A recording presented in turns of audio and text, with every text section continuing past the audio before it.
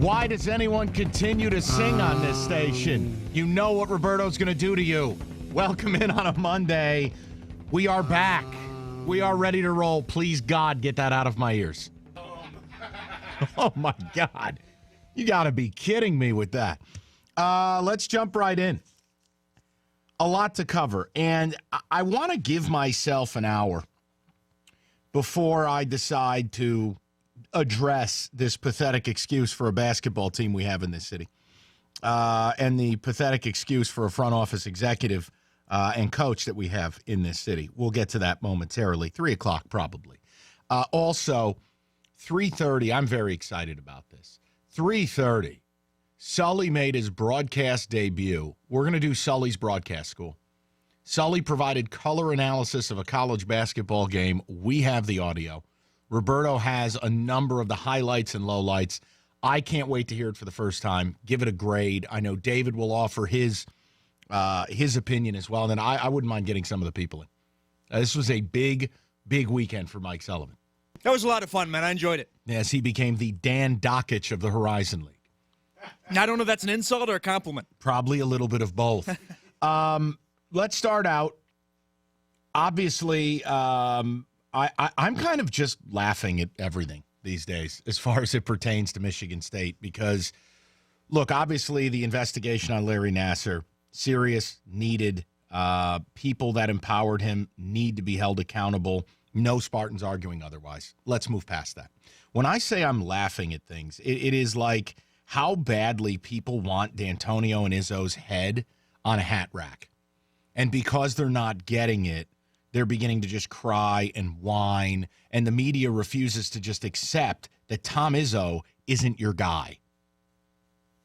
It's just like I follow local and national media with the coverage of Michigan State and the NCAA nothing story. And when people aren't getting the answers that they want, they cry. I mean, Tom Izzo and Stevens go out, double down, and go, we haven't committed a violation. I'm confident of it. Stevens himself goes, I haven't done it. Miles Bridges was never implicated in this. This is a money launderer, rogue agent who had an Excel spreadsheet. Congratulations. There's no proof of money going anywhere. The NCAA doesn't have subpoena power. So Miles' mom doesn't have to talk. Bottom line is the appropriate people were spoken to. The NCAA felt, okay, well, we've heard what we need to hear. Play him. He's cleared. But then what you read in the headlines is hilarious to me. I mean, forget about the usual suspects. Like the people you know dislike State. But when you read some of these headlines, it's like, oh, well, MSU Compliance Department clears No. The NCAA cleared Miles to play. Oh, questions still swirl. Maybe they're swirling in your head. He was cleared quickly. There's nothing to it. If Tom Izzo's a cheater, he sucks at it. We didn't get Cliff Alexander. We didn't get Brian Bowen. We didn't get Josh Jackson. Those are players that had swirling, news around them. Okay? So if Tom's cheating, he ain't good at it. Second of all, Tom Izzo has gone out and adamantly criticized the AAU circuit, criticized how the recruiting game goes. He has criticized how things go down. Do you really think that Tom Izzo, in the midst of being this villainous, unethical cheat that you want him to be, would openly criticize the very people that he would have to work with in order to get things done? You people make no sense. And when I say you people, it's anybody who has an axe with MSU. It's local media. It's national media.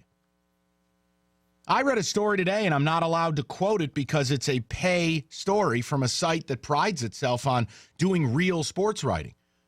Oh, questions No, questions are not swirling. Miles played. It's done. What do you think? The NCAA is going to sit there, clear all these guys, then the FBI is going to drop a hammer, and you're going to retroactively cancel everybody's season? I doubt it. Yeah, if you're asking me, no, I don't believe Tom Izzo's a cheater. Okay? No, I don't. You want to label me a fan? Fine. Prove otherwise. Miles Bridges went to state because they didn't pay. Miles Bridges openly has said he was offered money during his recruitment. He went to state because they want to be part of that. You mean to tell me that a kid who could go in a lottery and a family who passed up millions to stay was going to take $400? That's what you want me to believe? Stop. You're playing yourself. Again, are there guys in this country I swear are dirty? Of course there are. But those guys also have been on probation, orders a smoking gun decades long.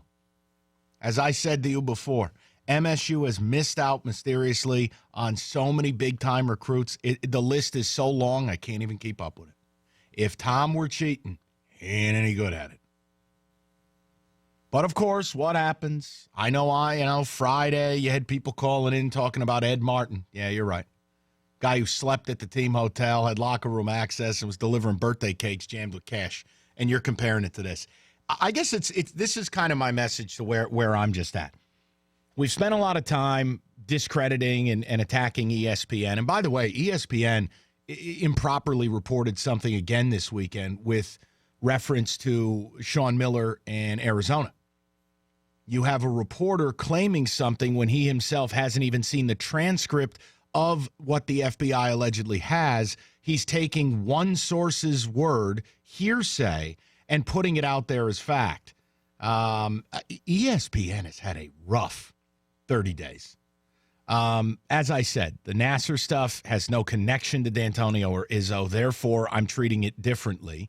The smear job on Dantonio and Izzo, to me, we're over a month out now. If ESPN's got a bomb to drop, I'd like to see it. And as far as the mention of Miles Bridges, you're looking at one spreadsheet from a guy who's up on money laundering charges. What do people who are up on money laundering charges generally do with their books? Do they write down the appropriate stuff or not? I don't know. Like they say in Office Space, what is this money laundering you speak of? Look, you want to paint Izzo to be a bad guy? You don't like Izzo because he's had 2 decades of success? That's fine. But give me a break. Wojo today, and I'll talk to Bob later today, but I read his piece. He basically just says, well, the NCAA, a thinly veiled attempt to preserve March Madness, they just let him play. Really? With the FBI snooping around, you think the NCAA would be that cavalier? As bad as the NCAA is? Come on, Bob. Do you really believe Miles Bridges' mom took $400? You got other kids in this FBI report taking $72,000, possibility of hundreds of thousands of dollars that are out there. You know what's funny, too? And I had it sent to me by a friend of mine who is really, really into college basketball. Couple of people from the Flint area have come out and talked about who this Christian Dawkins is, yet I don't see that in any articles. That this guy was assigning prices to players that he had no relationship to, that this guy was allegedly out there shopping and writing things down in his notes, doesn't make it true. I could offer Sully to a Boston radio station for $75,000. It doesn't make it true. I could say I lent David $10,000 to be a coke mule for the cartel. Doesn't mean it's true. But see, nobody attacks it with a critical eye. I don't know what the deal is. It's just kind of where I'm to a point I'm done reading anything locally and nationally. And where I'm at now is it's Spartans versus everybody. Now the thing I want most is I want Izzo to go out and win the whole effing thing. And just go double hockey sticks on everybody at the end of the tournament. Yeah, you know what? I do believe in Tom Izzo. I believe he's got a lot of faults. I don't think he's a cheater. I've bemoaned in the fact that we don't fly on the shady side of the airplane because I got tired of missing out on so many recruits. I've said those things. I alienated my own fan base because I said it. That if we don't cheat, we probably can't get this done. I never realized that a unicorn in Miles Bridges would come back for a second year and we'd actually get a real shot at this. The bottom line is I believe in Tom Izzo. And the fact that the media, both locally and nationally, have thrown away 25 years of credibility, 25 years of access, 25 years of doing things the right way, all for a few clicks. It's pathetic. But that's why journalism's a dying industry. I don't understand how we're here. So, yeah, I looked at that NCAA report, the FBI report. I thought it was a joke. I had no doubts he would play on Sunday. I had no doubts he would be cleared. There's no reason to suspend him. You find me the evidence, I'll give you what you want. But it's amazing to me how quickly Tom Izzo's been traded in as if he's Rick Pitino. It's laughable to me. It really is. No, questions aren't swirling around Miles Bridges. It's crazy to me. 248-539-9797. We can get into more specifics about, the weekend that was and stuff, but I really want to start with this MSU NCAA thing. Sully tells me you guys had a field day with it on Friday. A number of you had lust in your eyes. Well, now Daddy's home. And now we can play real ball. You want to call up with trash? I'll crumple you up and throw you right in the basket. Let's talk about it. No, I don't believe there's anything to it. Not with Bridges, not with Izzo, not with MSU basketball. And you can spin it, you can misquote it, you can do whatever you want with it. I don't believe there's anything to it. 248-539-9797.